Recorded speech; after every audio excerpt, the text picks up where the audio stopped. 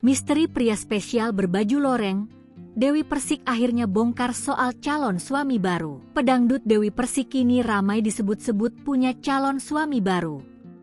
Namun, pedangdut yang akrab disapa DP itu belum mau bicara banyak mengenai kedekatannya dengan seorang pria. Saat disinggung soal istilah tahun baru pasangan baru, Dewi Persik justru memberikan jawaban sendiri.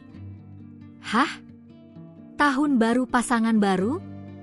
Dari dulu juga pasangannya itu kok, ucapnya. Saat pedangdut yang biasa disapa DP ini enggan membicarakan siapa kekasih barunya, ia justru terbuka saat membicarakan sang putra, Gabriel. Saat membicarakan keterkaitan khusus antara latar belakang sang anak yang kini menempuh pendidikan militer dengan sosok pria yang dekat dengannya, DP menjawab santai. Terucap istilah loreng untuk menunjukkan identitas sang pria misterius itu.